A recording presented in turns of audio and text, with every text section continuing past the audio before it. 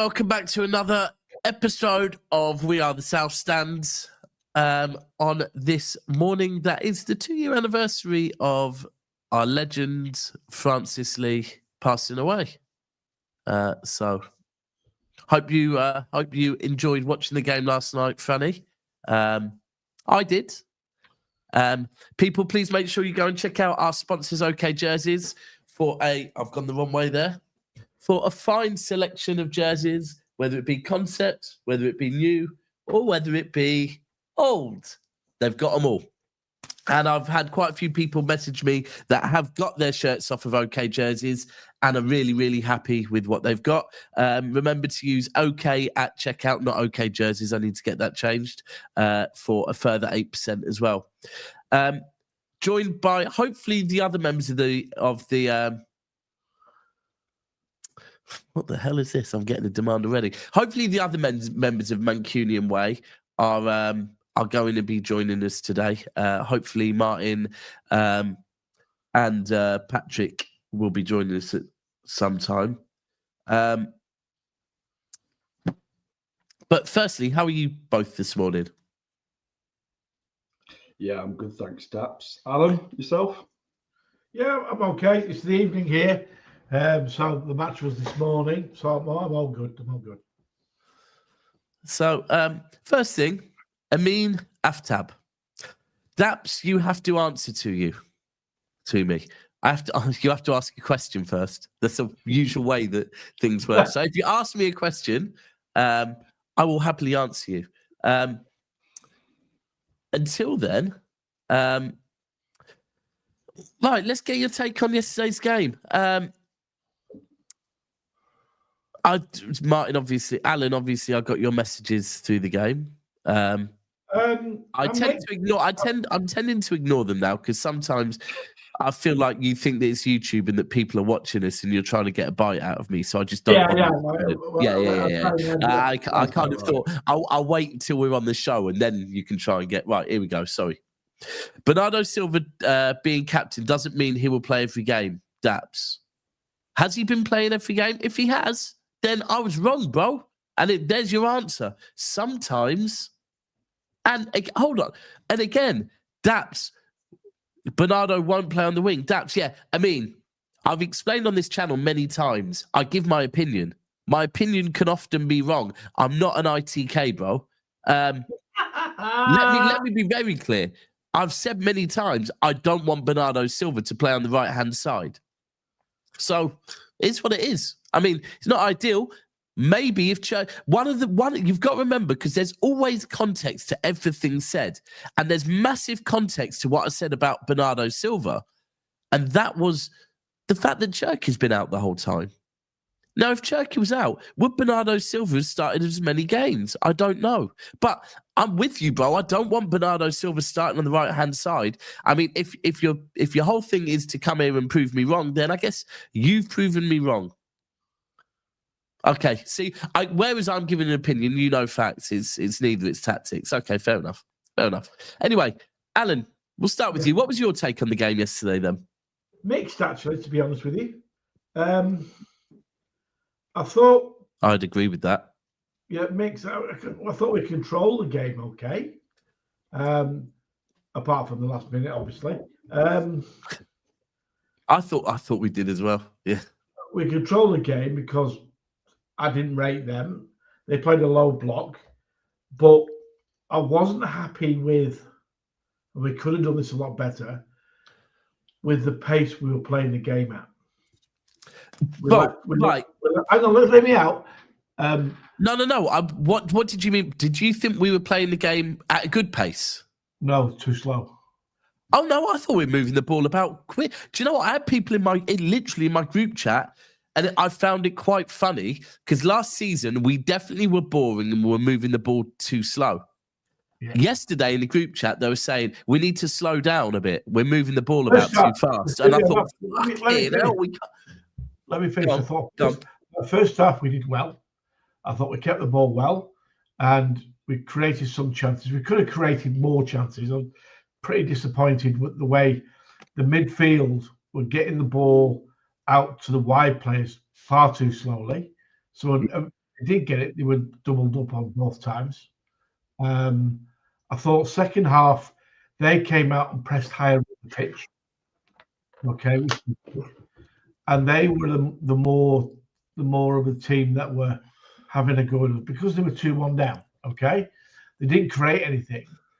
But because we were only 2-1 up coming into the last 10 minutes, we were vulnerable. And this is the problem this is my take on the side that we've got at the moment and our defence. At times, not all the time, we don't concentrate at the back. We gave the free kick. I'll be honest with you, the free kick that led to the goal, their equaliser, I thought was harsh. Okay. When the ball got put in, a set piece, and I was sat there, as soon as he went in with his foot high and I saw it first up, I thought, shit. Because in Europe, we've been in Europe now, 14 years in Champions League? And the one thing is guaranteed, every time someone goes with their feet high, any part of the pitch, it's always given as a free kick. Always. Yeah.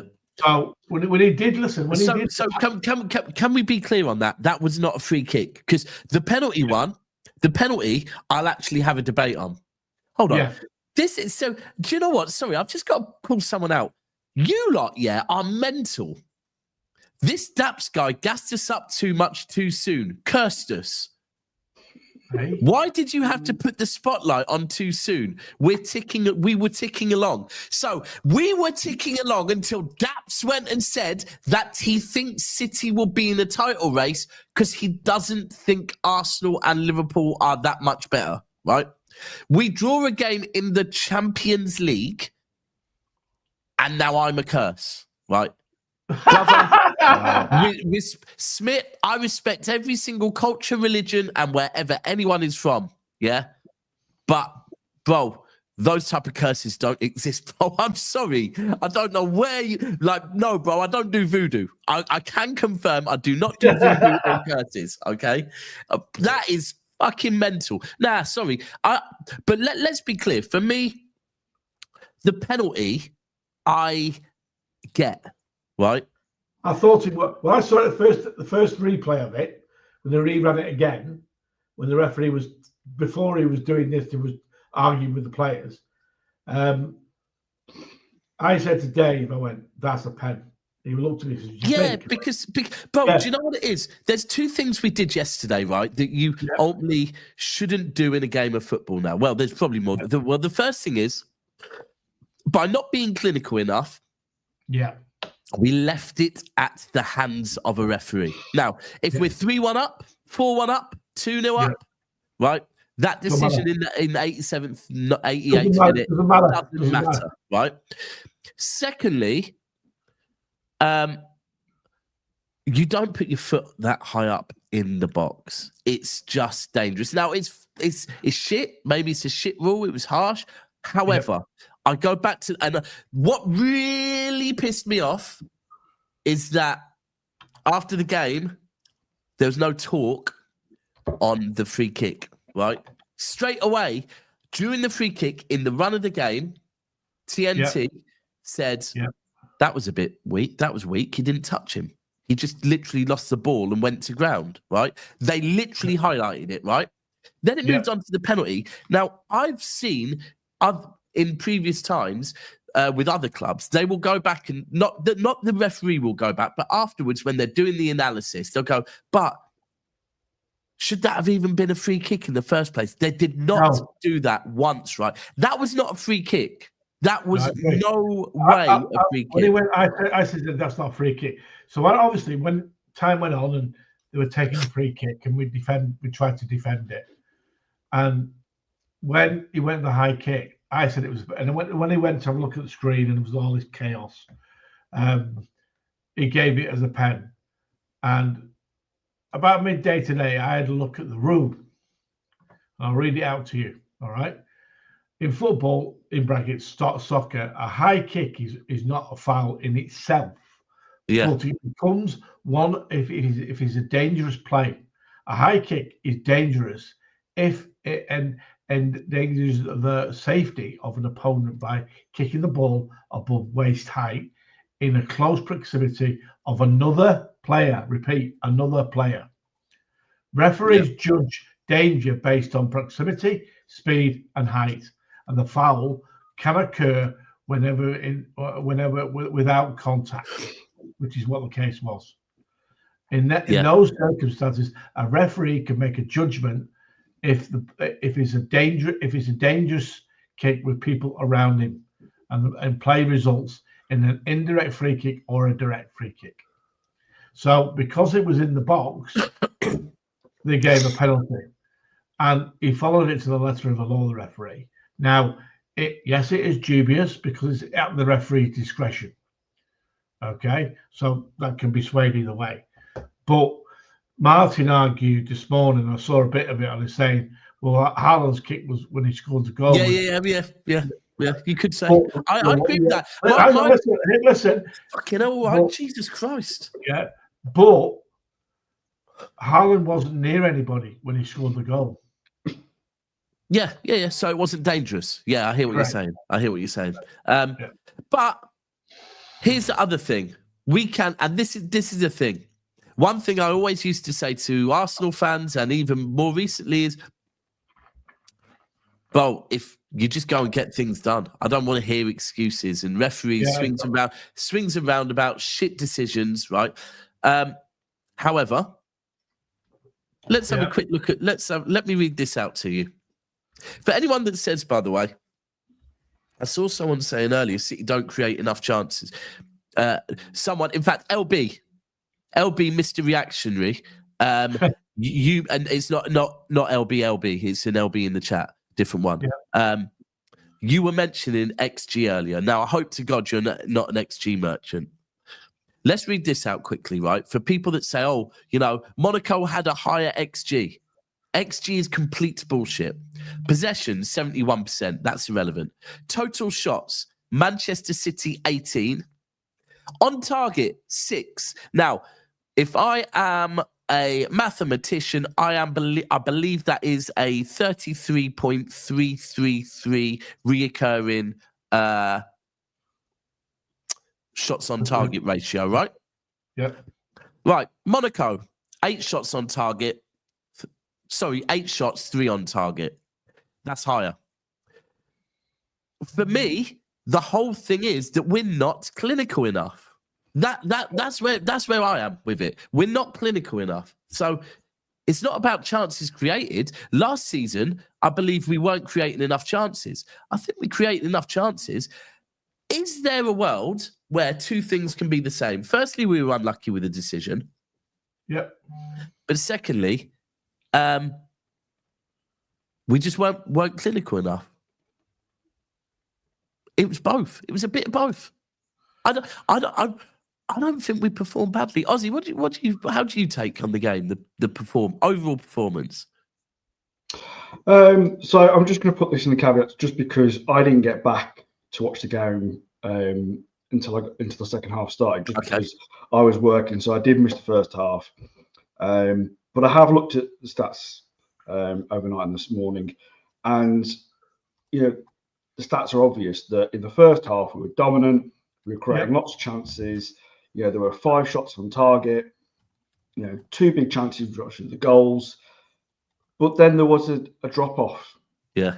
You look in the second half and we had 1 shot on target. Yeah. Like shots, but only 1 on target. So you're right, Daps. We're not clinical enough in that second half. I think we played the ball well, we moved it around quickly, but we just didn't create anything, and that's the big fault, that we didn't kill off the game. Yeah. Ultimately, is in that second half we were happy with 2-1. Now this Monaco side, they played a low block. They've got some really quick players that can play on the counter, and we saw that, especially in the second half, where I was actually quite surprised that in the first half they actually played such a low block. I actually thought they might come out and give us more of a game, really, because for Monaco this is quite a big game for them in their calendar. Just so you know, I'll say they had 8 injuries. 8 I know. Yeah, I know. I'm aware of that as well. So for me, this game, I think, with the quality it was on the pitch and with the technical players we've got, I think we should have been creating more chances in that second half, and we should have been putting the game to bed, and we didn't. And that's down to City and our own fault, really.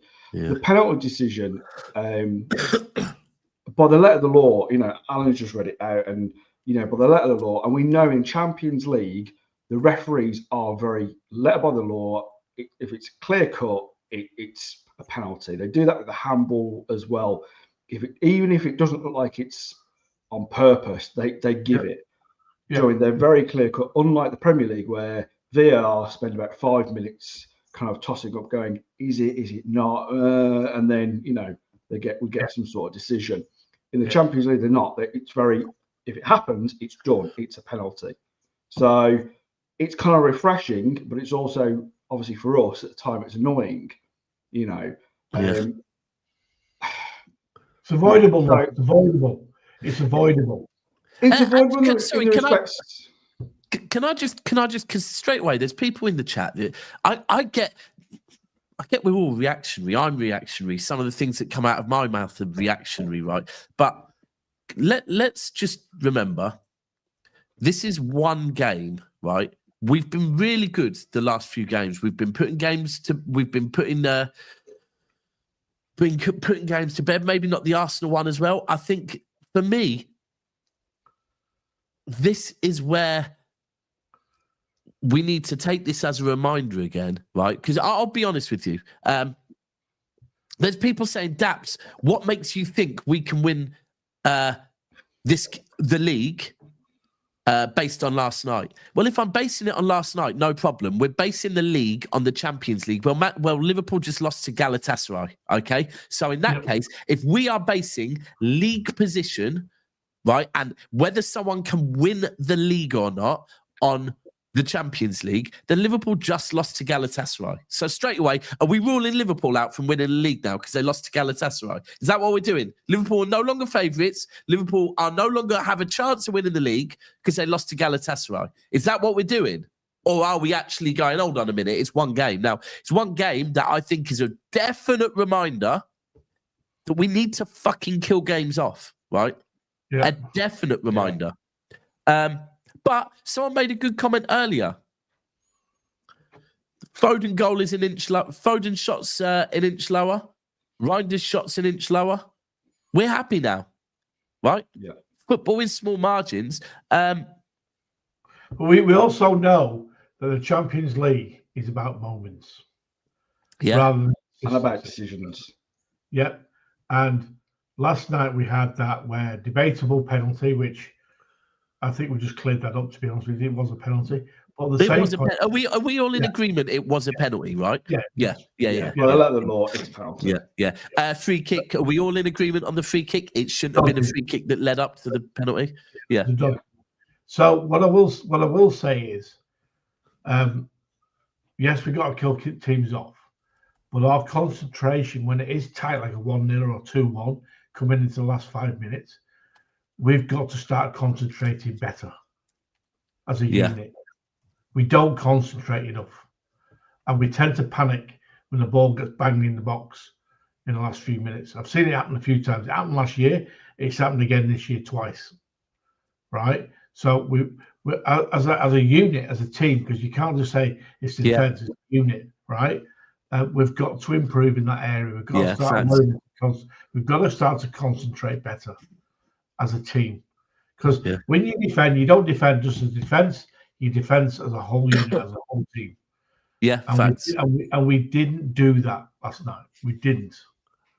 Can I just go back to your point as well, Daps, about kind of league form and where we are currently? Like, we have to remember, like, we look at the Champions League. This is the second game of the Champions League. We are currently in the last 16 spot. Okay, we're at the bottom of that spot, but we're still in it. Compared to last season where we were still languishing in the playoffs of the 16. So, if we're really looking at it, I think we've got a really good chance of qualifying. There's still several games left to play in the Champions League to get to that last 16. So at the moment, I look at this and I kind of go, am I happy? No, but at the same time, this isn't the worst time to have a draw against Monaco. I'm more concentrated on the game at the weekend against Brentford, because for me, that's the more important game, because we win that game and the potential that Liverpool could drop points against Chelsea at the weekend, that puts us in the top 4, and that puts us only a couple of points off top spot. And for me, going into an international break, that is way more important than the Champions League draw right now. Yeah. Smith, sorry, buddy. I'm on this channel. The beautiful thing is that we all have different opinions, including people in the comments, right? I don't want anyone to change their opinions as well, by the way. I want everyone to have their opinions. Smith, you telling me to stop calling out Liverpool, right, has no bearing on the game of football, okay? What I say in my house on my phone, right, is not egging Liverpool on to win the league, okay? It really isn't. Like, have your opinion, but please don't ask me to stop doing things, because I'm not going to do it, right? Now, if we look, let's look at the players. People, by the way, there are... Oh, brilliant. I've closed it. There we go. There are 77 people in it, only 28 likes. That is shit. That is why these numbers are low. And admittedly, the fact I've been ill. People, can I ask all 77 of you to please like the video? And that 77 will go up to 81. Then it will go up to 90. Then it will go up to 100. So please, it only takes literally 5 seconds. Please, please do smash the like button. Now, any comments on Nico G? Because for me at the moment, I'm on a bit of Nico G watch. How do you think he was when he came on? Oh, Nico Gonzalez. I thought he improved the pace of our team. I thought he was good. I thought it was decent. I thought it was he good. He made some decent clearances, apart from the penalty, and he does have the right to go for the ball. Decision went against him. But hold on, apart from that, the free kick was on Nico G as well, wasn't it? Yes, it was. Right, yeah. And then there was another moment as well. I don't know if you saw this, where Nico did a really, really nice bit of footwork, and again he got a free kick given against him that was pretty fucking weak again. He was beat. And do you know what? You know when sometimes you feel like a player can't catch a break? Yeah. Because unfortunately he will have gone in there thinking, fucking hell, is that all on me yesterday? Where I honestly do think... No, he improved because Rodri wasn't fit. He did all right, but he wasn't fit. Yeah, he did. I agree with you. You could clearly see he wasn't fit. Yeah. And you could clearly see that John Stones wasn't 100% either. You know what I mean?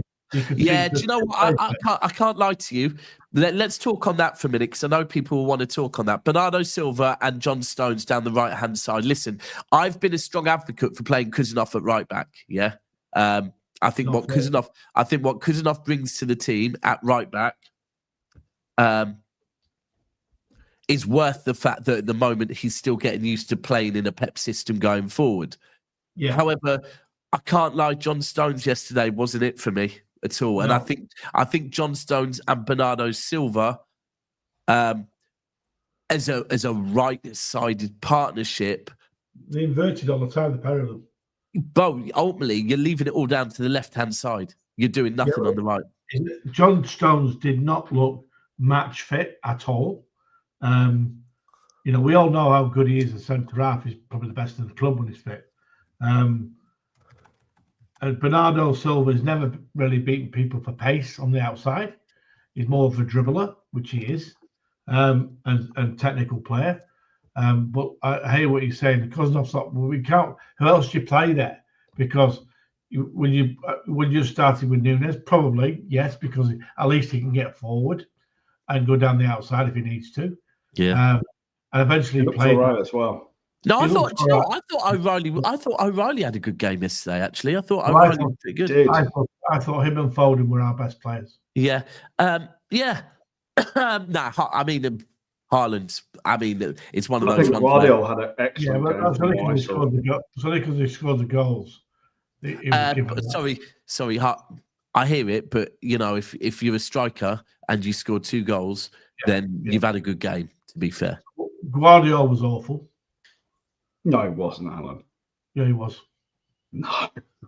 He got the assist for one of the goals for starters. Mate, I mean, his he defense was solid at the back. The first half, he got skinned alive about fucking 4 or 5 times. And he did. He dived in rashly at one where he just dived in and didn't need to do it. He was poor, mate. He was poor. I really can't comment on the first half because I didn't see it, mate. But from what I saw, I thought he was good. No, he wasn't, mate. No, I didn't think he was good at all. I don't think he was to his. No, I don't think Vardy was to his usual standards. To be honest with you, I actually think. I would agree with you. Do you know what? I'll say it as well. Donnarumma once or twice maybe looked a little bit shaky, but then sometimes he also looked the same Donnarumma. He made a good save low to his right, which he did. Very good, very good. Yeah. There were a couple of crosses that came across that were whipped and bent, which he came out and stopped because he knew he couldn't get there, but left himself in no man's land, which he did. We got away with that. But I just didn't think Haaland hit the nail on the head when he was interviewed at the end of the game. Oh, I haven't seen the interview yet. People, please keep smashing the like button, please. When Haaland was interviewed after the game, his exact words, "We lacked energy," which is, I agree with that. I thought we did lack energy. We were very lethargic at times. I don't think we were. I think in this. I honestly think, and I sat watching the game with Cass, who's a United fan, and he sat saying to me, "You look so much better than last season. You're moving the ball faster, right?" Yeah. Do you know what? Do you know when they scored the equaliser? One thing I might say quickly. I might think yesterday maybe what we might have lacked was a bit of mentality. And that yesterday, all of a sudden, it got to, we've just beat Burnley 5-1. We're on this run. We're back, right?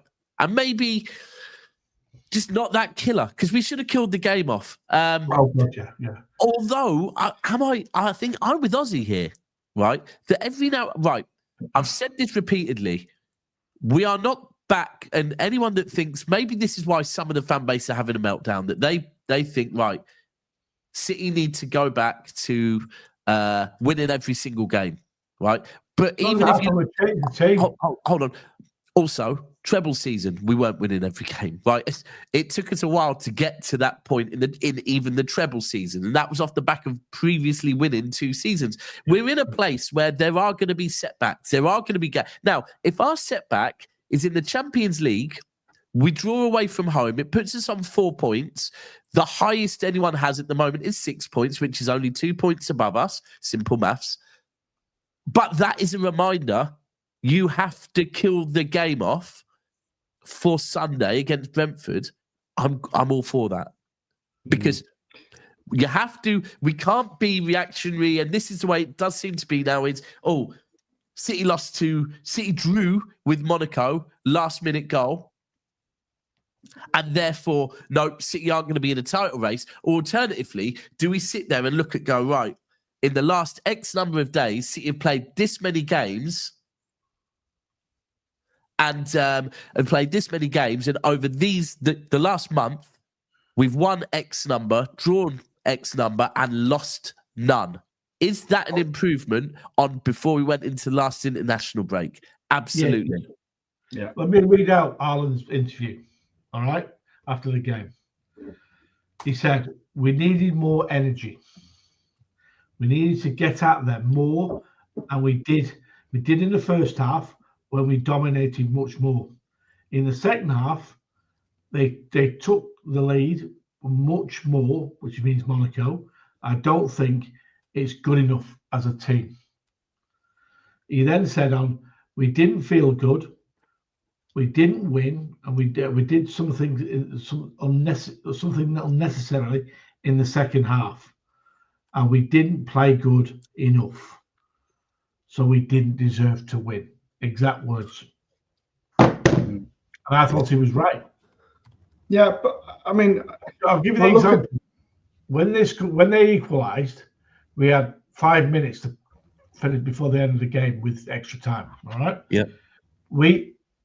Our enthusiasm to get the ball and energy was a lot better in that period than it was for 45 minutes. That's what I'm getting at. And that's a team thing, because suddenly there's urgency. If we're playing with the same intensity and urgency for the rest of the second half, we'd have won hands down. I also think, though, Mark, Alan, that you look at where Dat said it earlier. Like, we're literally at the start of the season. Okay, we haven't really found our form yet. Okay, nor have a lot of other teams. You look at Liverpool. Yeah, facts. And they've just lost two games back to back. When they've gone and won on games, they've been narrow. They've conceded a lot. We've all said they're very vulnerable at the back. And I just think, Arsenal have shown little mentality to get the goals over the line until the last couple. So I just think no one at the moment is looking like they're going to run away with the league. No one looks like they're going to run away with the Champions League. Do you know what? At the moment, and this is the thing, I have not once said Manchester City are winning the league, right? What I have said is all summer, I'm going to give Pep 10 games for me to form an opinion if I think Pep is going to turn it around or not on last season, right? After 7 games, I have decided Pep is 100% the right man, right? Oh, yeah.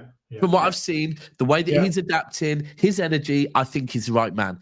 I have also now decided after 7 games that we will be in a title race, right? Now, this is not just my 7 games. This is watching Liverpool and watching Arsenal and watching Manchester City. Yeah. Hold on. And Smith, your opinion changes like the weather. That's the issue, Daps. After Spurs lost, you said we were in a top 4 race.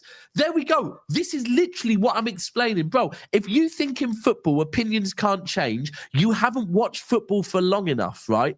Opinions, of course, they change. At the start of the season, as I'm explaining, I said I think we will be in a top 4 race. However, after 10 games, I will be able to tell you if I think we are good enough to be in a title race. Go and watch. Don't just say parts of what I said. This is what I have said, right? Now, the key to this is I'm not just looking at Manchester City. I'm watching Arsenal. I'm watching Liverpool. We are not that far behind them. Not once have I said Manchester City are winning the league. Yeah, Liverpool fans are saying this, by the way. Arsenal fans are saying this. I am saying we will be in a title race. Sorry, do I think we look good enough to get to the semi-finals of the Champions League? No, I don't. Right? At this point, no, I don't. But the league and the Champions League are 2 different ball games, right? Now, Smith, you give your opinion, or you can just be fucked off, bro, because you're trying to police me. You know what, Smith? Start a YouTube channel and do it yourself, innit? Because you're just talking shite, and you're probably one of these rage baiters, probably, and you're doing a really good job if that's what you're trying to do. But stop policing me, bro. I'm just giving opinions. I will say this, Smith. I want to take the pressure off City completely. I personally don't think the squad is strong enough to compete for the league title or to win it, okay? The Champions League, same thing. I don't think the squad is, because we're halfway through a rebuild. Let's be realistic. We are halfway through a rebuild.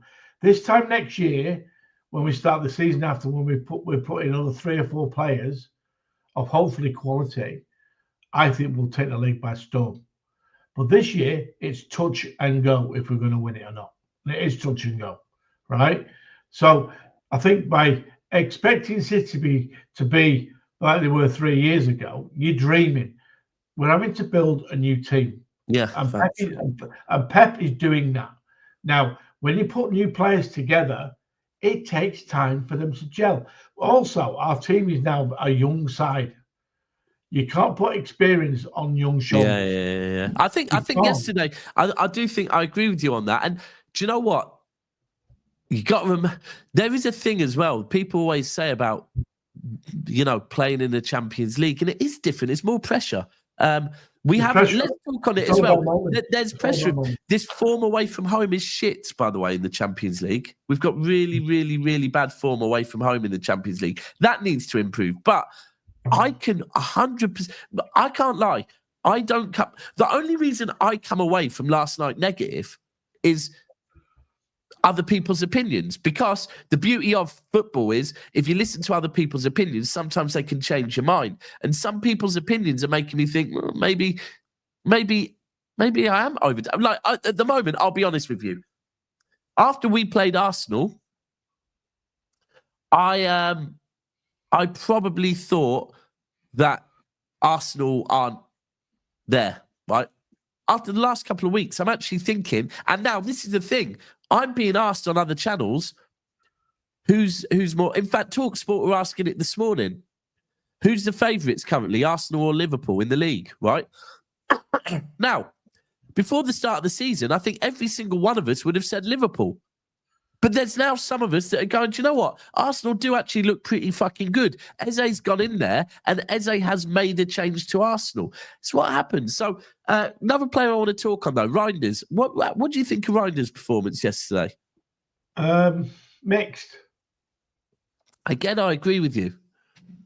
He had good spells, and then very agile. I still think he's, like I've just said to you, the new players that are coming in, I've got to get used to the Pep system, the way Pep plays, and it takes time. Okay, so we have to get used to it. We have to accept that is the case.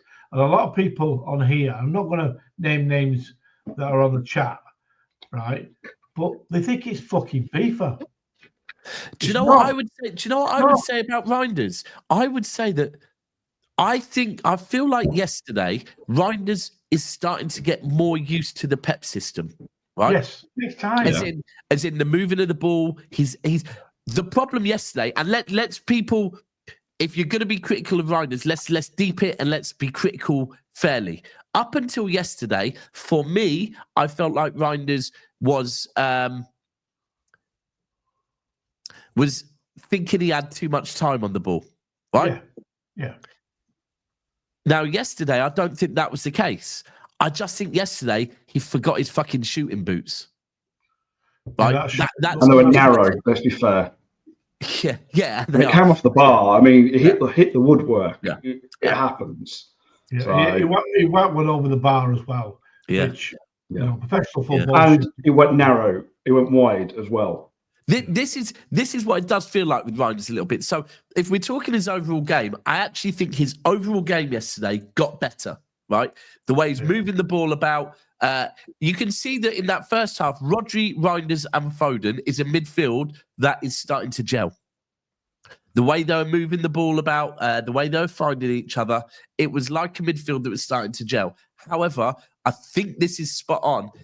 It's like maybe he's feeling pressure to get a goal at the moment. He's rushing things, he's leaning back, and his shooting boots at the moment. Can I ask you a question? Can I ask you a question?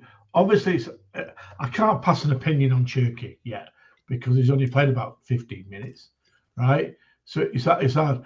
Everyone's telling me he's got talent, and when he did start against Tottenham, we got murdered in midfield, and we did get murdered in midfield, right? He's supposed to be back this weekend or the weekend or after the international break. We've got Kovacic is coming back, and I can't wait for him to come back. Now, can I ask you a question about last night? Who is it that got sent off from us? When he went it was just coaches that got sent off. No, it was coaches. I'm pretty certain it was coaches. Martin was saying it was Kovacic.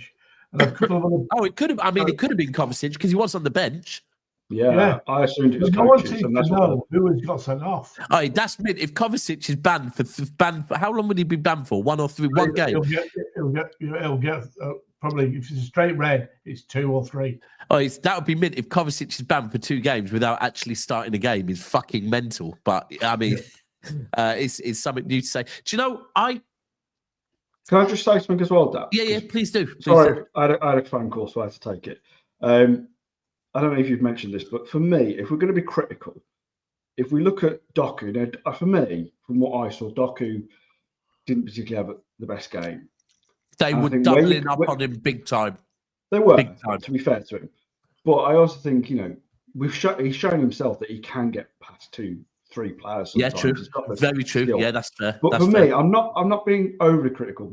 I'm more being critical of, was he? You know, we've seen this before where he plays a run of games and he gets injured. He got injured quite a few times over last season. So I'm wondering, was this a game too far for him? Was it a game too far for Rodri with his having that slight knee issue? Yeah, maybe. If you're going to look at things, let's look at these players, and we think, I'm not being overcritical, but I am kind of saying maybe it was a step too far for Doku. Maybe it was too early to bring Rodri back, and was Stones just not match fit? So all these things together, the team just isn't completely cohesive.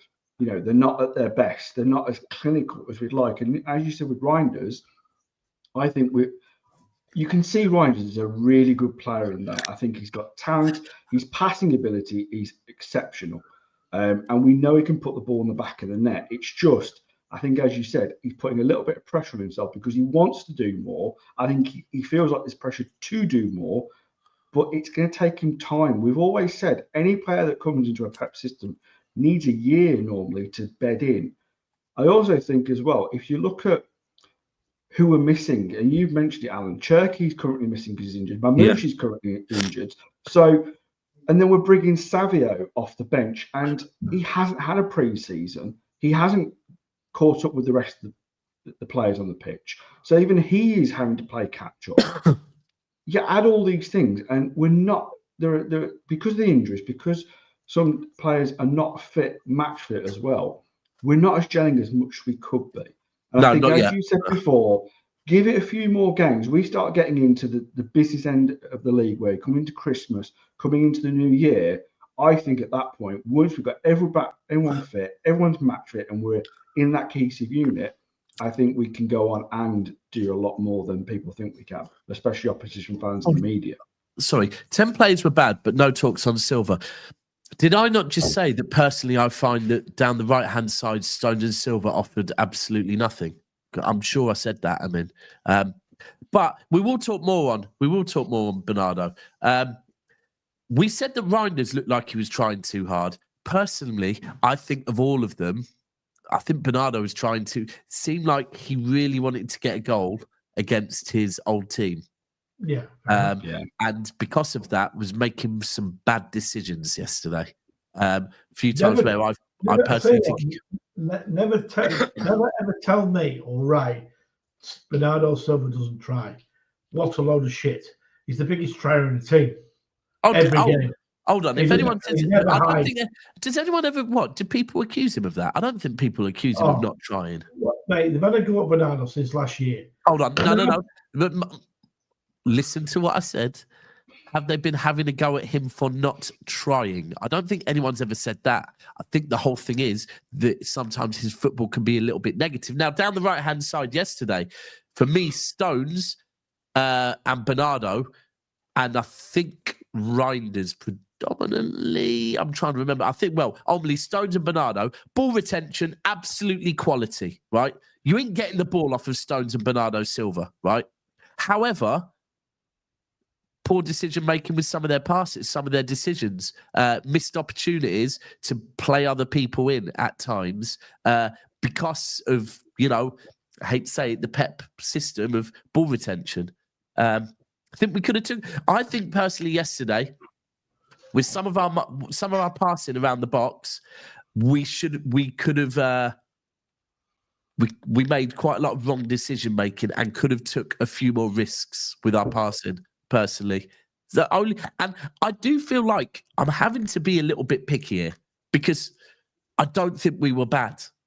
I actually enjoyed how we were playing a lot of the time, but there was a few times where I think one pass there should have slipped it inside, or Foden brings the energy. I think Foden, especially in that first half, I think Foden looked really, really not just good.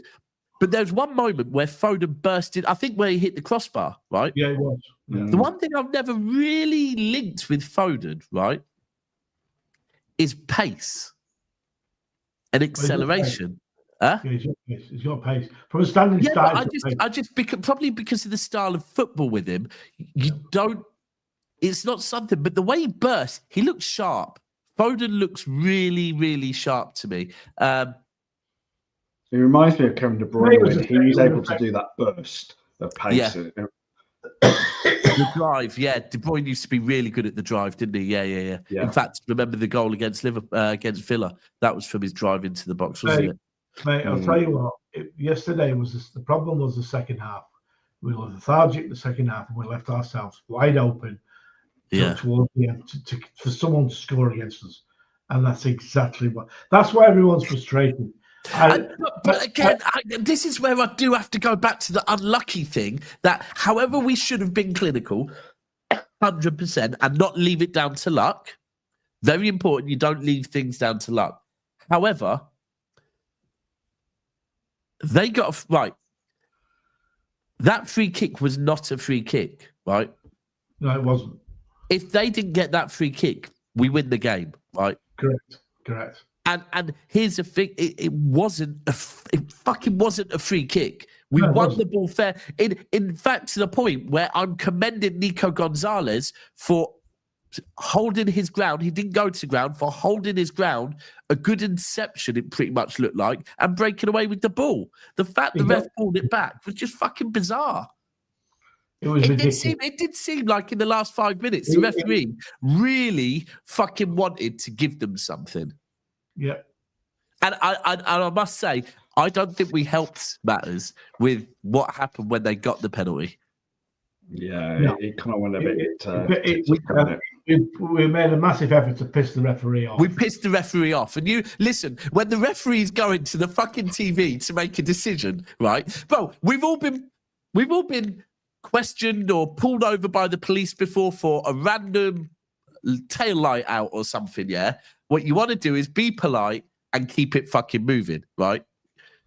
Yeah. If you don't want to start fucking antagonizing them. And I do think from the players, come on, man.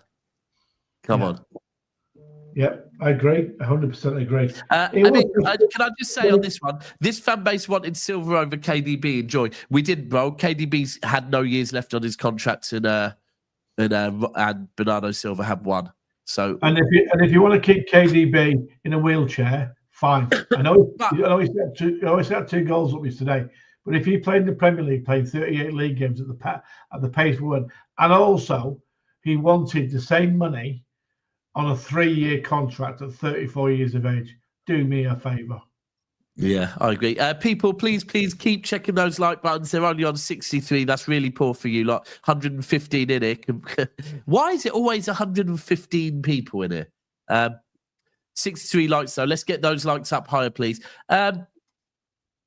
We've got to give a shout out. Sorry, got to give a shout out to Haaland. Haaland, man. He's in. Terry Fluids from Football Terrace loves using the term Arsenal looks scary, right? Erling Haaland looks scary at the moment. He looks. I mean, even he scored a header, by the way. Yeah, he scored a header. I mean, Erling Haaland don't always score headers. He just looks so on it. I don't really know what more. It gets to a point now where what more can you say about the guy? I think what you can say is that, like Alan said after the game, he was very frustrated with kind of the way the game went. And I think he was asked by one of the TNT presenters afterwards, like, you only had 7 touches of the ball. Yeah, you scored 2. But do you feel like something like you're not in the game enough? And he was just like, what are you talking about? Like, it's not just about my touches. It's not just about me getting the goals. It's also about what I do out of possession. It's what I do defensively. And we can all say over the last, few games this season, I think his defensive has really improved. Bro, this is why. Sorry, TNT after the game, the instant way they straight away they were going another really, really bad night for Manchester City, and it was like. And this is a thing that they don't help things because the media controls narratives and they're controlling this narrative that we were really bad last night, right? Now, Haaland, that sums TNT up.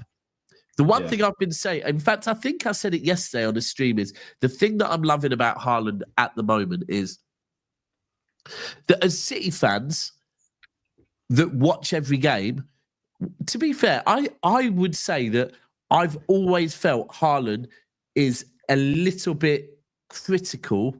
Sorry, everyone's a little bit critical of Haaland apart from his goal scoring, right? No one ever mentions the fact that, in his first season at City, he got double the assists that Harry Kane got, right? So no one will ever mention little things like this. No one mentioned this. If you go and look at the number of assists Haaland's got double Isaac's assists, right? So Isaac, who is a better footballer, Haaland's got double his assists, and we all know he's got multiple more goals. So these little things. However, what I like about this season, I thought, is it's very clear for even rivals when they watch us to see Haaland bagging goals for fun. But against, was it Man United, where he four interceptions in like 5 minutes, and against Arsenal, people would talk about the goal. How about we talk about the fact that he started that move as well, right? Yeah. And even I think in the opening game, the pass to Marmoush, his passing is getting better. His involvement in the game is getting so much more. So for a media outlet to come out and say that, and they were pushing it from the start, by the way, Glenn Hoddle kept saying, I don't think he's had a touch yet. I don't think he's had a touch yet. Yeah. I want your opinions on this. So yesterday, on Never a Foul, I was saying, I salute Liverpool that they've got on board with the one thing that they really hated now, and it's if City, if a player isn't doing well enough, then you just go and buy a new one. And they're already saying, maybe we should go and buy Alvarez, right? So they've got Ekitike, they've got Salah, they've got Wirtz, they've got Isaac. They now think they need Alvarez. And someone said, is Alvarez better than Isaac? And straight away, the Liverpool fan was going, come on, are we really doing this? No, of course he isn't. Sorry. Is Isaac better than Alvarez, in your opinion? Either of you two? Alvarez is a different type of player to an Isaac. Totally different type of player. Well, he's a winner for starters. He's a fucking winner with a serious mentality for starters. An absolute winner. Yeah. If Alvarez goes there, well, he better not come in Manchester again. I knew Alan would go there. For me, Alvarez, if I look at in front of goal, I think Alvarez is more clinical than Isaac, right? Yeah, he is. He's free kick taker as well. Free kick taker, absolutely phenomenal. And mentality is a thing, Experience at winning trophies and mentality is a big fucking thing. I don't think I'd have him back at City. I'd have him back at City. He's better than Marmoush. I don't think Marmoush and Alvarez is a conversation. No, I agree with you. I'd have Alvarez back in a heartbeat. Yeah, I would. But one thing, I don't expect to see Alvarez back in the Premier League ever again, to be honest with you. From what his brother told us and stuff on away trips, they wanted Madrid, they wanted Spain, and they're not too keen on the weather in England. And I don't expect to see them back, unfortunately. I'd love them back at City, but he won't be going to Liverpool, so no one needs to worry about that. But no, I just think it's a bit... I think Alvarez is... We miss Alvarez, I think we all sad to see him go, let's be honest. I think none of us wanted him to go out the door, but I think, the money that Atletico Madrid were offering, it was hard to turn down. Let's be honest. Yeah. Well, and like you said, he wanted to go. He wanted to go. When a player wants to go. And unlike Isaac, he didn't go on strike. He didn't, throw his toys out the pram and go, I want to go, let me go now. He was very professional. And that's what a lot of our players who have left have been professional. They've gone, I want to go.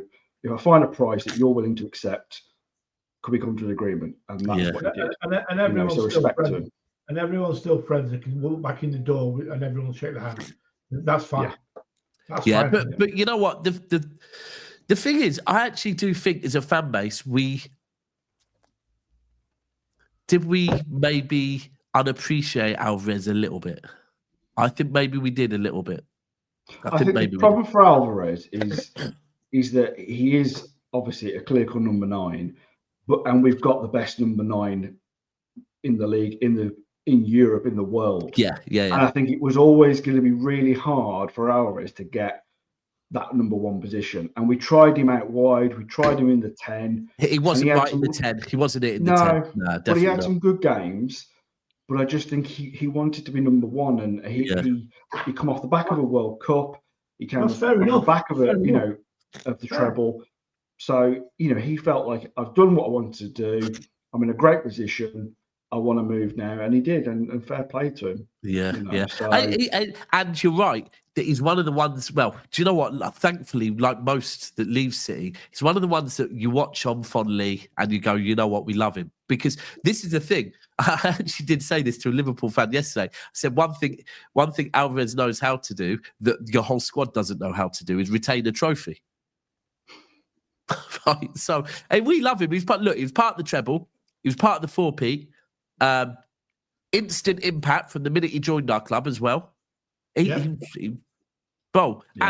like you said, no trouble. Like, there was no animosity, no nothing. I think also you have to remember, like, we rarely lose players that we don't want to lose.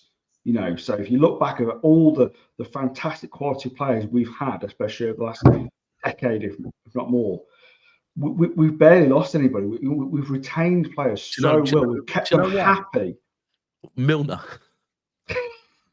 And listen, I hate him now, but Milner, I think Milner's last season for us, he was quality as well. So it was quite a frustrating one. But again, he wanted to become a Scouser or whatever. So weird that. But I'll be honest with you, Milner's a brilliant professional. Yeah, there's no denying that. Yeah, but an absolute wanker. Yeah. To go and sign for the Vermin, definitely. Yeah, and he's had a few things to say about City, to be fair. I think he wasn't happy about the way he left. That's nice. He thought he had a bit of a future at City to begin with, and then as soon as Pep arrived, that was it. Yeah, I really did think Milner was good for us, but in his last season at City, I think he was good. He was playing on the wing. Milner was part of the team that tore United apart 5-1, wasn't he? Him and Richards down the right-hand side that day were absolutely quality. They were. I tell you what, I can't lie. Milner and Richards yesterday down that right-hand side, what we take for that at the moment, because fucking hell, based on Bernardo and Stones, they weren't cutting it yesterday. But that's our big problem right now, isn't it? If we're looking at it, is our right-hand side is that we haven't got anyone really that's nailed that position. Kuzanov is probably the closest, because he's had a run of games before his injury, and he looked like actually we could see him playing right back for the rest of the season. Yeah. But we look at the wing, Bernardo, I agree with you. I don't want to see Bernardo on the wing. Yeah. He just hasn't got the pace. It's the Oscar Bob's the best one there.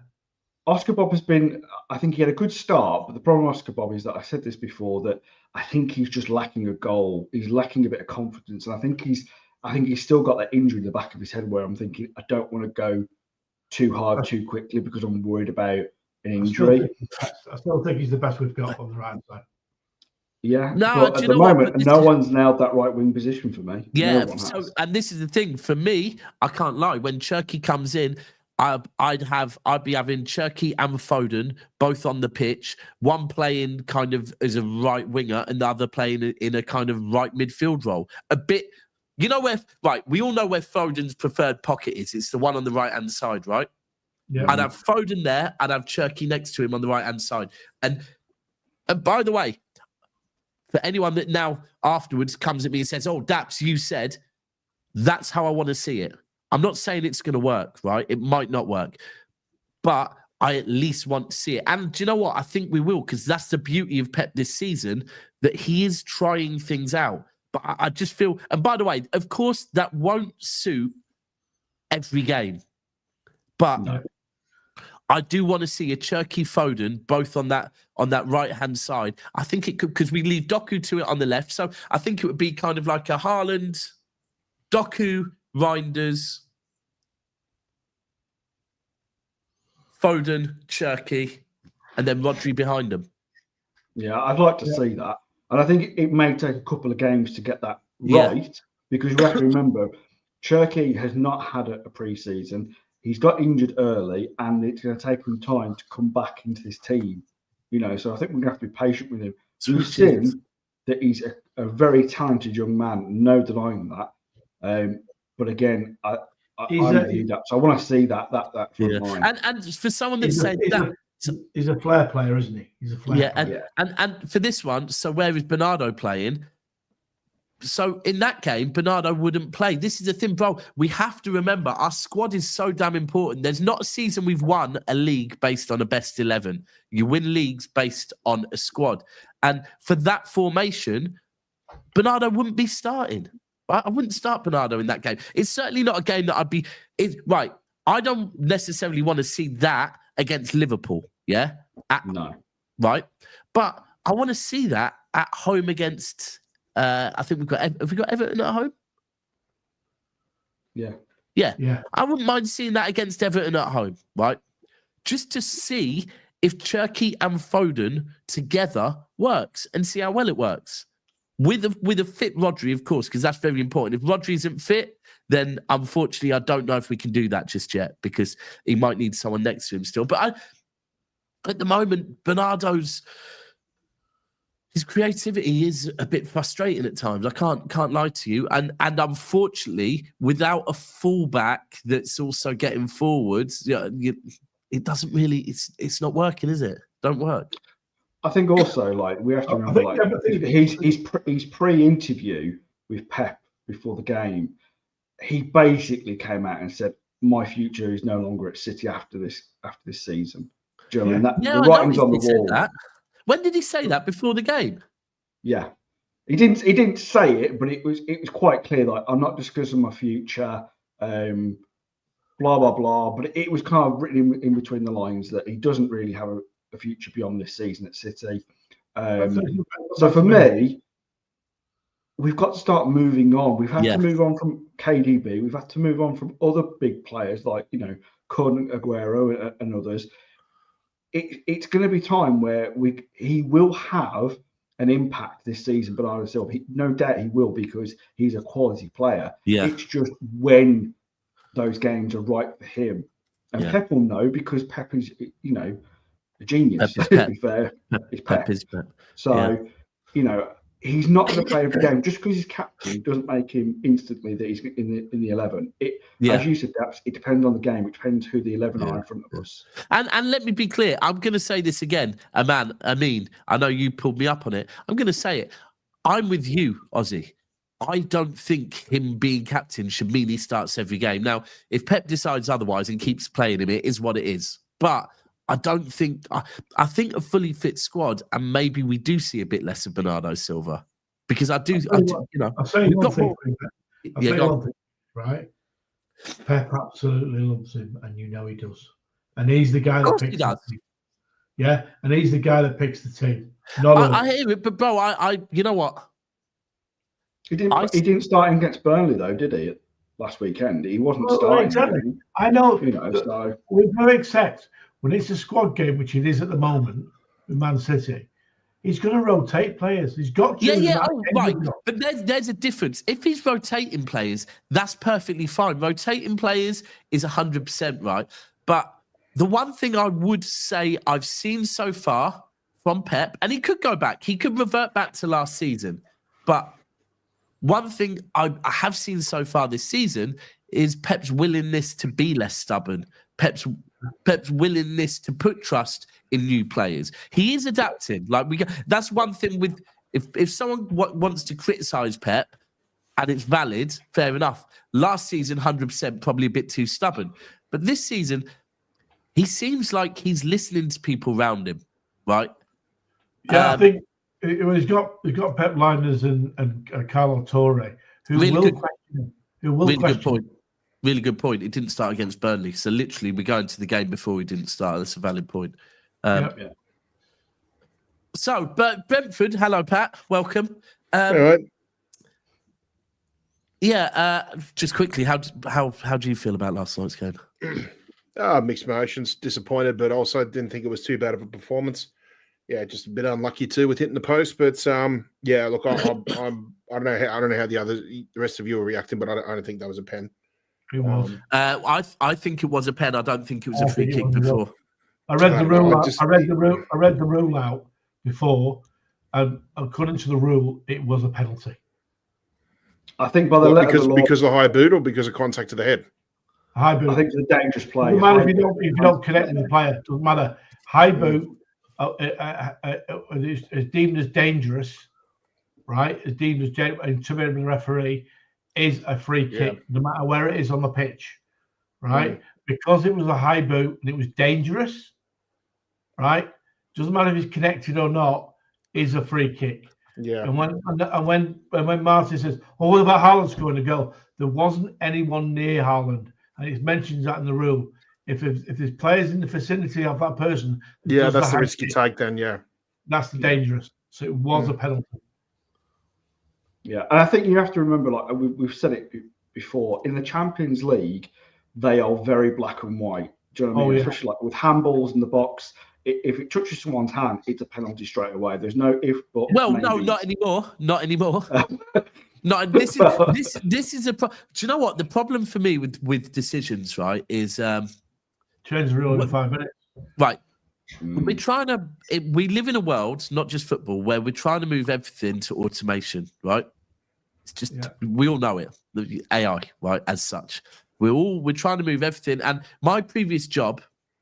And the reason why I'm now redundant is because I was pretty good at my job. And I managed to automate the whole request system and fucking automate myself out of a job. But to get to automation, you can't have grey areas. Things have to be black and white, right? Yes or no, 0 or 1, right? You can't have fluffy interpretation, right? The minute you bring into a rule book interpretation, right? Well, then it's like, right, well, we're all different human beings. We've all got a different interpretation. That's where, for me, the game is a bit fucked now because I personally, I'm old school. I don't like AI. I want interpretation. I want emotions. I want all of that. You want human factor. Yeah, but football has gone, oh, no, we're going with this way. Prime example, VAR coming in. Well, now, all right, cool. If you're going that way, the rule book must be black and white. As example, what Ozzy said, if the ball touches your hand in the box, it's a penalty. Alternatively, if the ball touches, it has to be clearer. There can't be, it's down to the referee's interpretation. The minute you do that, well, it could be anything. And that's where I think we just have to, unfortunately, this goes back to where we have to be. And what I always said to Arsenal fans, kill games off. Don't leave it down to the referee. Because you leave it down to the referee, you leave it down to getting an unlucky call. No, I'm not going to call it a wrong call because it's interpretation. We can't call it wrong. Right? You can't call it wrong because it's interpretation. That's the way the ref interpreted it. To us, it's wrong. So we have to kill off games. And this, for me, going into the weekend is the key from yesterday. We can look at the defence.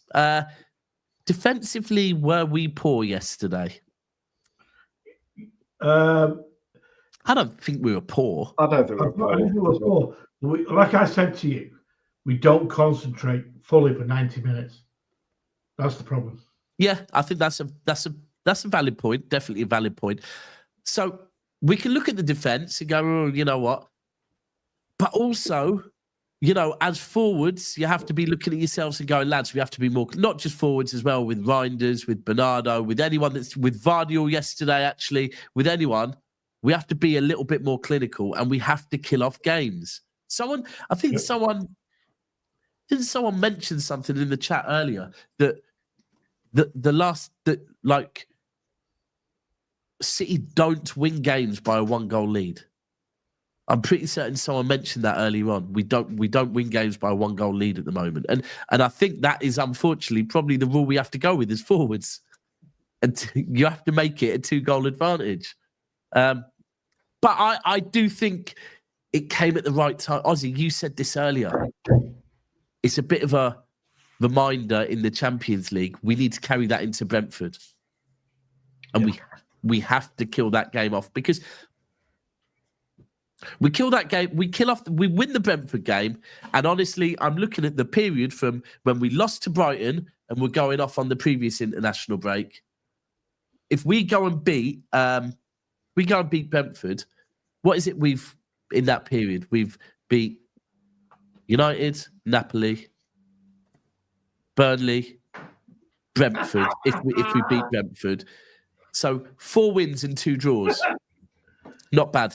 I'd take that. If someone said to me after the last international break, going into the next international break, you'll have 4 wins and 6 draws, I'd take that all day long. Oh, yeah. All day long.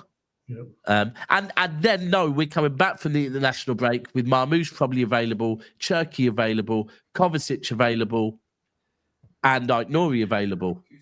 With some fixtures we can get out as well too. Sorry, and Kuzanov available. Yeah, and Kuzanov back as well. Thank you. And a bunch of fixtures we can get out as well too.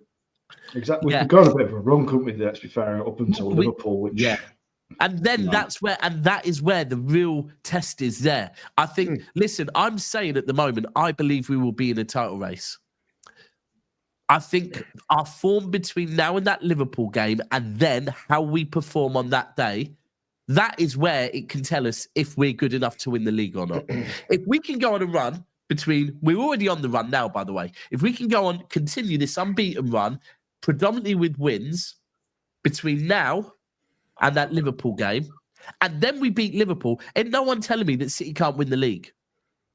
Because we would have shown consistency, and we will have shown that we can get a draw away at the Emirates and beat a good Liverpool team. But we haven't done it yet. We have to do that. We're 5 points behind now. I think if we're still 5 points behind come Christmas, New Year, I think we're definitely in with a chance. Yeah. Because how's that any different from any other season? No, and it's not. Exactly. And we know New Year City are better than second half City are better than first half. Yeah, I think it's just weird at the moment that there's some people that will look at City yesterday and go, yeah, Dap, so why do you think this City team could win the league? But then it's like, well, okay, because the team that are probably the favourites also lost the day before. So what are we doing here? We both, unfortunately, both City and Liverpool this week didn't get results they wanted in the Champions League, but we got a better result than they did. Yeah, we didn't lose. We didn't lose. Didn't watch the game. Bob, sorry, United fan here. Watch the game, and he's saying exactly that. I don't get it. If anyone watched the performance and watched the Liverpool performance, you know which two of the teams perform better without looking at the result, by the way. Yeah. And Liverpool, from the start, have not played well. At least we've had more consistency. Yeah, at the moment, we're playing better than the Vermin. So we are. And the thing is, I think me and LB spoke on this the other day. Yeah, I saw it. I watched it. Last season, Liverpool last season, Liverpool this season. Defensively, better last season or this season? Last season. I don't think it's a no-brainer. Definitely last season. Midfield, definitely last season. McAllister's not looking good. Wirtz is looking non-existent. And then up top, you'd probably also, ultimately, Mo Salah isn't scoring. So, again, this is where I'm looking at a Liverpool team last season that weren't amazing last season. They've got worse. We are better than last season, right? I'll say something to you about them. Last year, their manager won it with Klopp's side, right? Which he did. This year, he brought his own players in, and they don't look right. Yeah. Bro, pressure is a real thing, you know. Pressure is a real thing. It's hard to retain a title. Thank you, brother. It's hard winning one. It's even more difficult retaining it. Yeah. This is a truth. Look at 2012. I think this is a truth. When we went into Mancini's last season, it was a combination of that QPR hangover. Obviously, Yaya going to AFCON. David Silva was barely playing on one ankle, and United were playing for Fergie's last season. So you got to think about when you're backing it up. There's more factors in terms of teams around you are going to get better. But number two, you've got a target on your back now. They're going to want to take your, they're going to want to take your crown. Well, then also so you have to take it to another level. Yeah, they do have. And unfortunately, with the amount of money that they've spent, that's additional pressure. Because last season, we did predictions on Never a Foul before the season started last season. A couple of people were predicting Liverpool wouldn't even finish in the top 4. Okay, right? So they had less pressure last season. They're now the champions. They've gone and spent big money. So with big money becomes big expectations. Which and I will be... yeah. And then we had this conversation yesterday. There is other pressure around Liverpool. A valid one might be that with the whole Jota thing, is that additional pressure on them? Do it for Jota. Jota scored a lot of vital goals for them in the last few years. They're definitely missing Jota. Seriously underrated he was. Seriously 100% they're missing him. But I also think that potentially, what is that having an impact on them? That it's an extra. Either way, if we're talking about the layers of pressure, it's another layer of pressure they've got on them. And I must say, I don't know. Liverpool fans, if you're watching this, I understand you want to show you respect on the 20th minute of every game. And we would probably do the same, right? We probably would, because you know what? It's a terrible thing. But I just was having this thought yesterday that for the players that were really, really close to him, 20th minute of every game, they get a reminder. Could that, what does that do to you mentally? Is that a bit more pressure as well? Maybe it's like, do you know what? I'm trying to play football and I'm now being reminded of my mate that passed away recently.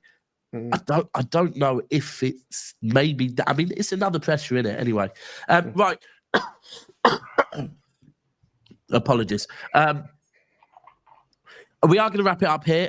Need to go over to Never a Foul now. Thank you to Ozzy, to Pat. Pat, you're looking very suave today, I must say. I just came from work. Oh, right, okay. Very smart. It's the first time I can remember wearing a collared shirt on while YouTube streaming. Look very suave. And Alan, you're looking dazzling in your Manchester City tracksuit. Yeah, it's an old one, but I put it on today. But I must say this, Daps. I saw your Merry Christmas on charge on your Instagram. And, mate, you're a good person with your kid. I tell you, you're a really good person. I try my best. I'm learning on the job. That's all I'm doing is learning on the job, mate. You're a good dad. Yeah. And she's sounds like you're looking forward to Christmas markets, mate. Oh, I cannot wait. I cannot wait. What we with they are special. Yeah, bloody expensive compared to a few years back. But do you know the bad thing is with the tree going up early, right? So the tree's going up on the 1st of November. Yeah, but is yours a plastic one, or do you actually get like a proper pine tree? Plastic. Okay, plastic. But I went and handpicked every single decoration on it was handpicked. I went and picked them. I've always been into Christmas from young, but what we got to say about English Christmas compared to Aussie one?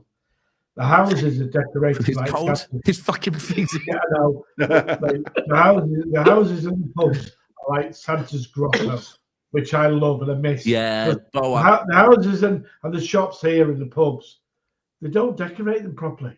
I think what are you fucking doing? That's a Melbourne thing. Because my God, some houses, some areas of Sydney look like they're trying to build another runway, like another airport. I have to take a weekend out. Lights everywhere. But the one thing that it does mean, right, is so my daughter said to me, "So, Daddy, if the Christmas tree is going up on the 1st of November, because the Christmas spirit will be in the house from then, does that mean that the elves will be turning up early as well? You know, elves on the shelf." Yeah. So I'm going to have to start doing them from November. Now, I can't lie. That gets draining, right? 11 o'clock. She's in bed, 11 o'clock at night. I've watched a film. I'm ready to go to bed. And then all of a sudden you realise, fuck. And then the times that you do fall asleep by mistake and you wake up and you're like, I have to sneak downstairs and do something with these fucking elves before she wakes up. Even I watched it today with a smile on my face, not because I was laughing, But mate, it just reminded me of Christmas in England, and he can't. Yeah, you can't. Well, I know the dates of when all the Christmas markets in London open. Yeah. Anyway, people, we are going to wrap up here. It's going to go over to Never and Foul. So, Steve, please stay put. And the last thing, comment on the video after this, please. I want you to comment on the video, telling me what do you think that is behind Alan. Is it a pair of underwear?